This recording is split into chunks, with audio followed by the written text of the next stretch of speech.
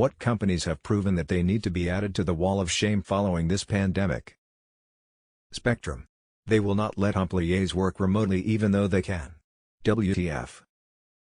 Argument 1. Not all employees can work from home, so nobody can. But allowing as many as possible to work from home, it flattens the curve. And AMP, #X200B. Argument 2. You're not as effective working from home. Employees are not effective sick, dead or unemployed either. This is unfounded, unbacked opinion. And it's outdated. Employees regularly do on-call, weekend or overnight work from home, and this saves the company money since they don't have to go into work. And AMP, #X200B. Argument 3, we provide critical communication services. Precisely why we need to isolate employees. McDonald's opposing sick leave in the new congressional bill.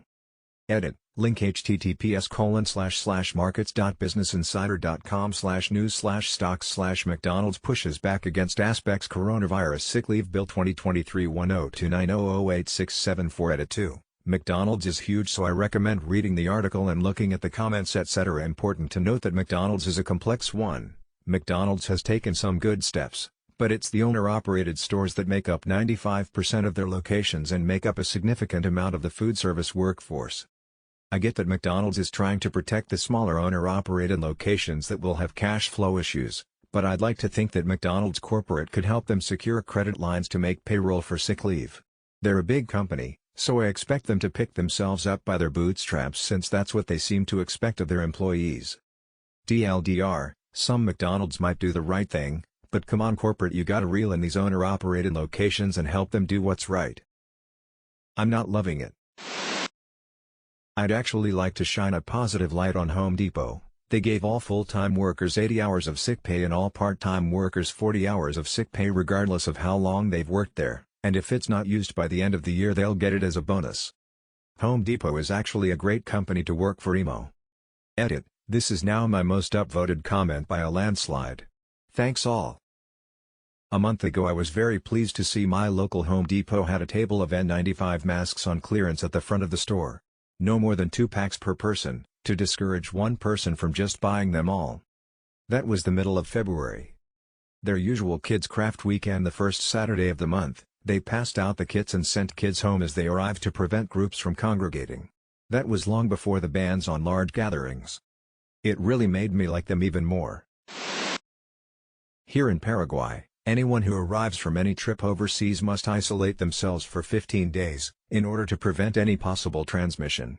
Only people who reside here can get into the country because all borders are closed and we can't leave our house, unless it's urgent, from 8 p.m. to 4 a.m. Anyone who is caught violating this mandate, will face imprisonment or will have to pay a high fine. The owner of a very posh local travel agency just arrived from a trip and still went to work. When some of her employees told her to go home and isolate herself, she decided to fire all of those who dared telling her that. 10 employees in total. People on Twitter shared this story and it went viral, and now she might go to prison or pay a large sum of money not to go. So yeah, we also know which bussiness is here we're not supporting after everything goes back to normal. It seems to me that the government is handling the situation properly. Any company that receives bailout money and then turns around and gives executive bonuses. Not just a wall of shame but should be investigated, money taken and possibly jailed. Definitely jailed. Not a cushy jail either. White-collar crime like this shit costs lives, money being diverted away from addressing the disease, homelessness, lost wages will result in death. Anyone trying to profit from that deserves real jail time comparable to manslaughter. I mean that. This may be more on the side of the stock market crash, but fuck it. Fuck Boeing. They spent $43 billion through 2017 to 2018 on stock buybacks, helping more than double their share price. Then a bunch of their planes started having mechanical failures, a whole bunch of people did/could have died, and now they're begging for a bailout. Fuck 'em. They don't deserve a bailout. Their financial problems are their own making. My school district.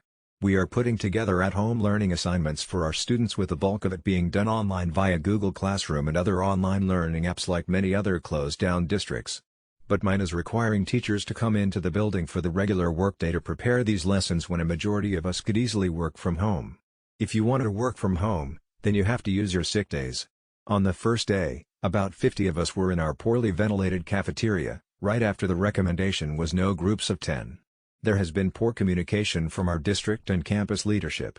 None of them returned phone calls or answer emails, yet the superintendent had time today to send out a weather briefing for our area. Where all other schools announced last week they were closing starting this week, ours waited until Sunday evening. Other schools announced the free meal pickups for kids 18 and under at the same time. Ours didn't start until Wednesday. I could go on, but I feel my blood pressure rising as I'm typing this. A call to your local newspaper may be in order. Also, your union rep. Every boss babe on my newsfeed trying to sell pyramid scheme shit using this virus as a reason for needing things. This needs to be higher up. If I have to read one more caption of "I'm not panicking, because of X immune supplement," I'm gonna fucking explode.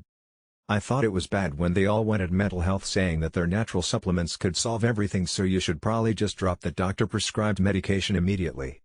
I never thought they'd get worse than that. Yet here we are. Amazon/Whole Foods. They're doing unpaid sick without an actual diagnosis, nearly impossible here in Austin, 2 weeks paid sick time for confirmed diagnosis, and asking well workers to donate PTO to sick workers. Edit: yes, they temporarily raised wages by $2. Please tell me what that does for people who are sick, but cannot obtain a COVID-19 test. It's literally hazard pay. They're asking you to put yourself at risk. Amazon is king of the wall of shame.